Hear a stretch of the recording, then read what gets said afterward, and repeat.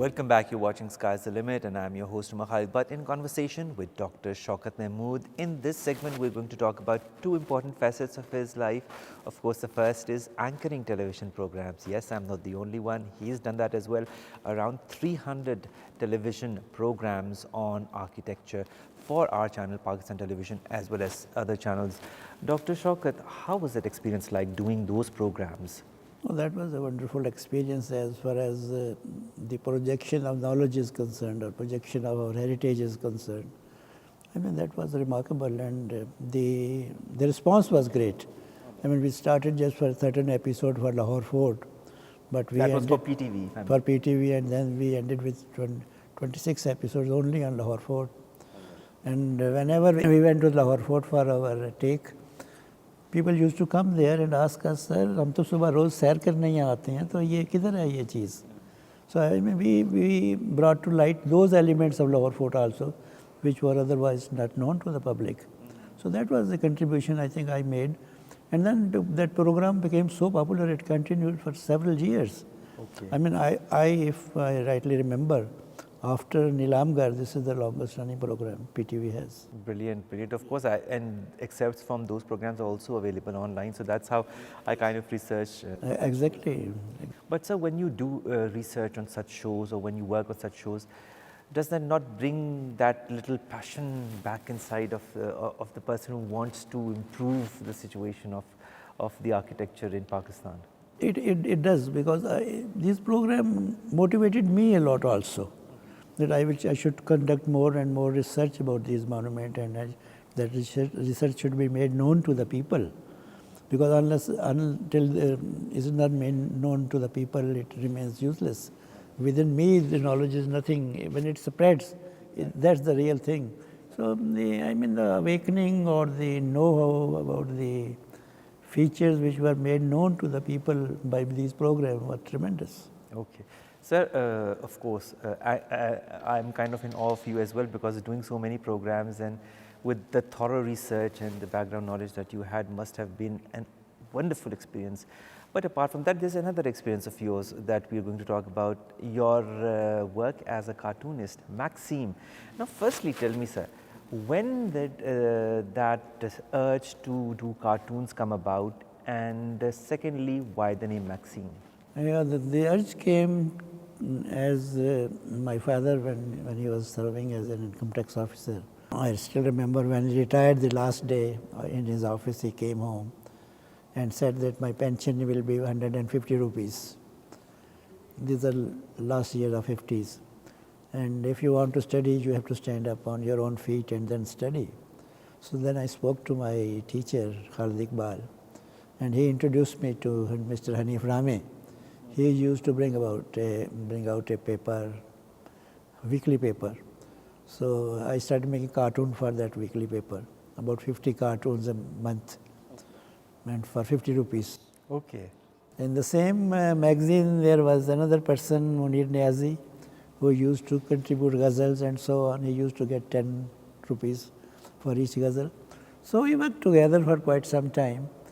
And I remember I used to write Shaukat Mahmood under cartoon.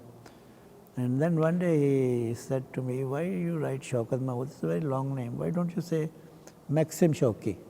Okay. So that appealed to me. So I started writing Maxim Shauki, but gradually Shauki was gone and only Maxim was left. But then there is a good anecdote related to it. When I got married, I went to my sister-in-law's house somewhere near Mianwali, Liaquatabad, to be exact. And one fine morning there came a lady. She was a palmist also. And she was looking at the hands and the palms of everybody in the house.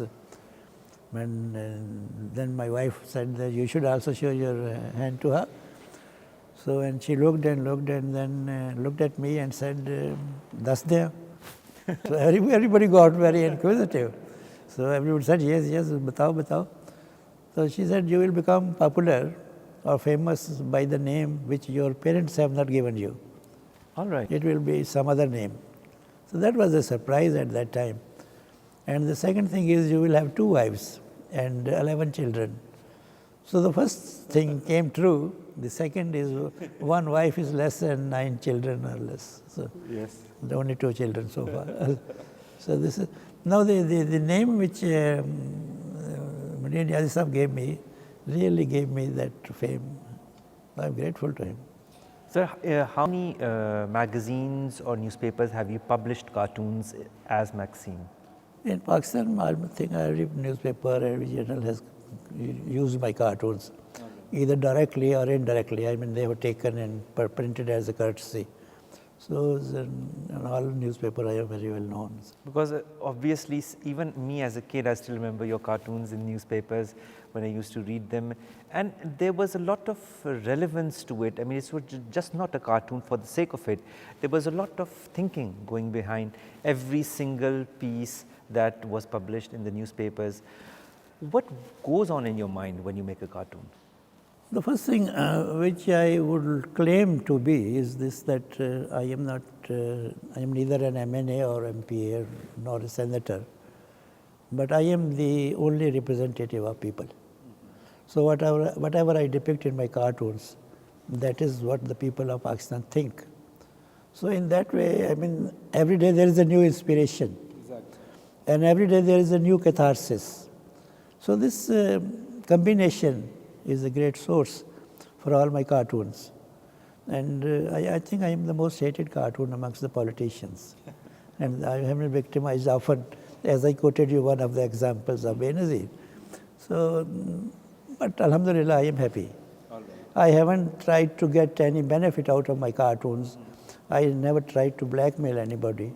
So, doing my job honestly. All right, let me just kind of show 2 of the books that, of course, you so generously donated to me. The first, of course, is US Weapons of Mass Deceit. I mean, it's a very sarcastic name, Dr. Saib, if I might say. And, of course, the second is, well, a very tongue-in-cheek title, but Democracy is the Best Revenge. Yeah, that's so when did you publish both these books, Dr. Saib? I think the one on the Americans was published about 3 years back. Okay. And the second one on the revenge is last year. And how many books have you published to date? So far 4 books. These 2 collections of cartoons. One is on the art movements in the West that I did for the students. That is in Urdu. And another book was published from the Malaysia by the University, International Islamic University Malaysia. That is, we went to India to explore the hidden beauties of the monuments in Fatehpur Sikri. Okay. So we have published a book on the Diwan-e-Khas of Fatehpur Sikri, and that is rediscovering Diwan-e-Khas.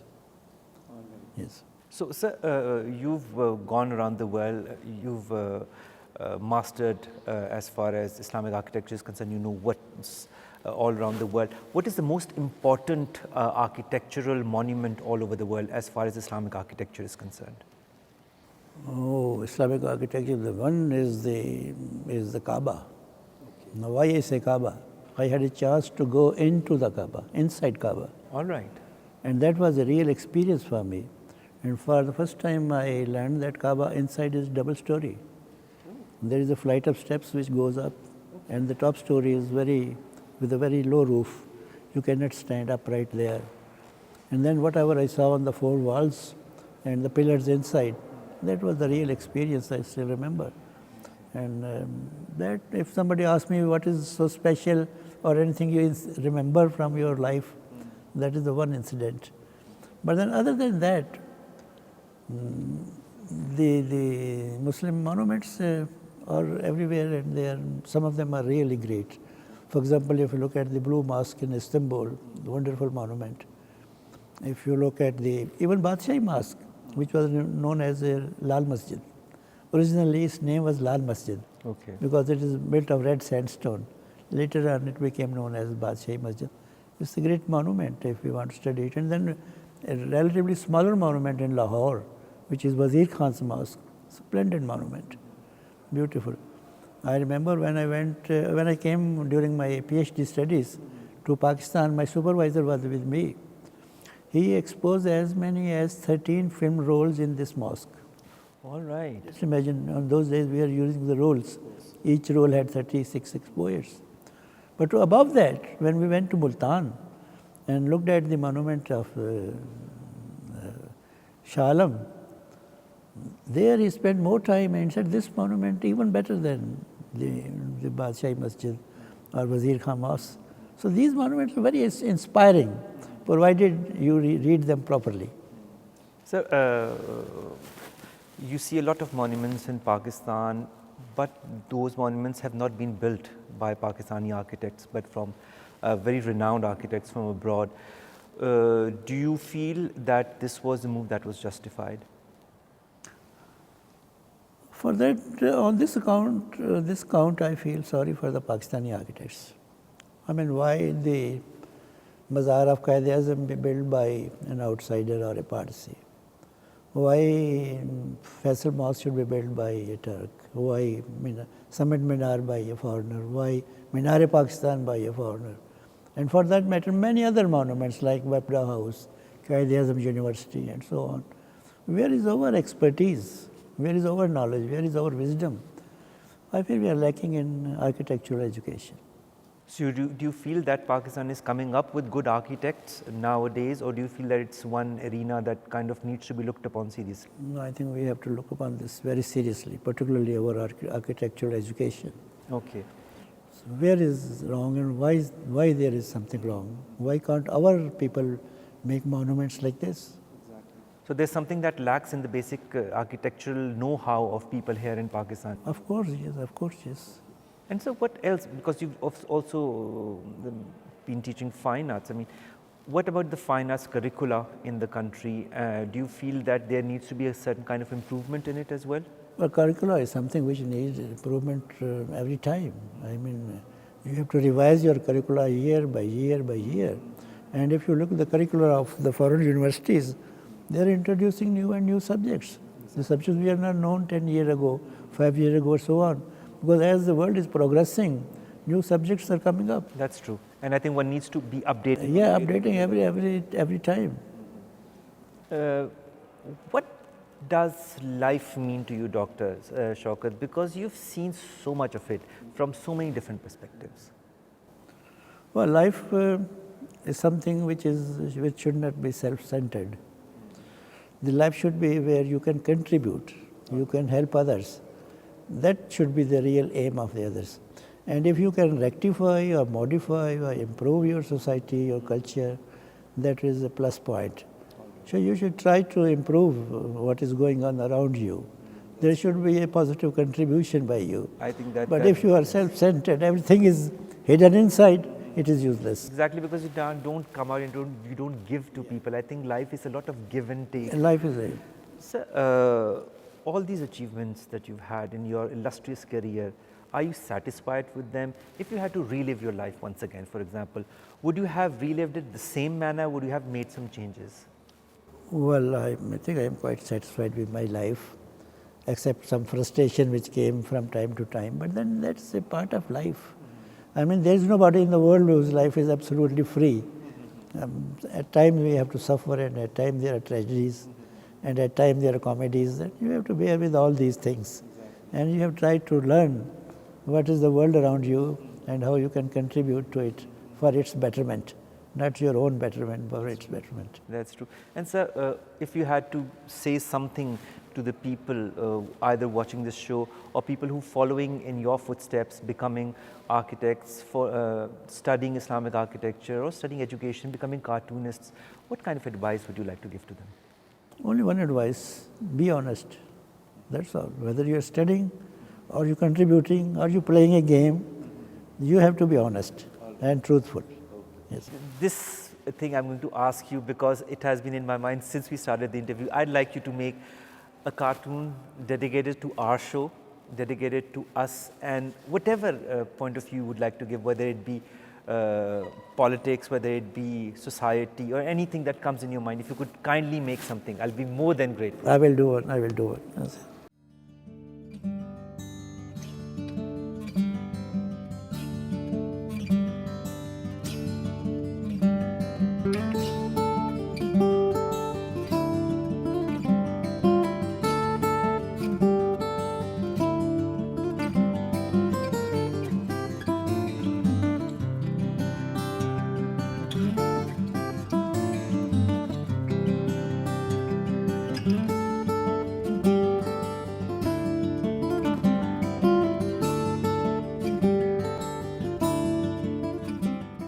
Thank you very much, sir. I mean, you didn't take much time to do it.